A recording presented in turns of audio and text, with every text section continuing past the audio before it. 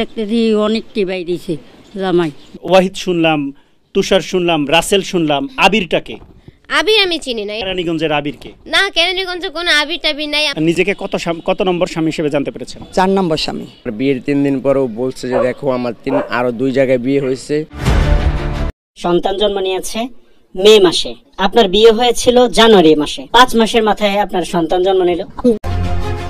বিয়ের 4 মাসের মাথায় জন্ম নেয় সন্তান, অথচ কাবিননামায় নিজেকে কুমারী দাবি করে ভালোবেসে রাসেলকে বিয়ে করেছিলেন বর্ষা।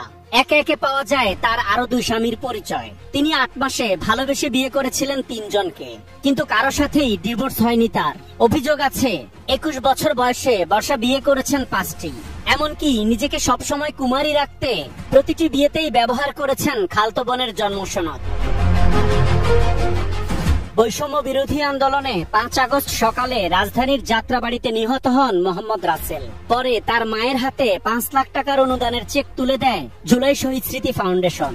রাসেলের স্ত্রী বর্ষা আক্তার অনুদানের টাকার ভাগ চাইলে একাধিক স্বামী থাকায় রাজি হয়নি রাসেলের পরিবার। এরপরই বেরিয়ে আসে তার প্রতারণার সব কৌশল। রাসেলের মা মৃত জানিয়ে বর্ষা জামায়াত ইসলামের কাছ থেকে 2 লাখ টাকা নিয়েছে বলে অভিযোগ করেছে রাসেলের পরিবার।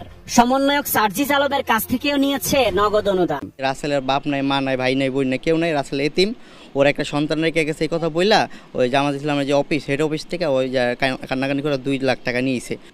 বর্ষার 3 বিয়ের কাবিননামা অনুসন্ধান করে দেখা যায় কুমারী দাবি করতে ব্যবহার করতেন খালাতো বোনের জন্ম সনদ। রাসেলকে বিয়ে করেন গর্ভে সন্তান নিয়ে।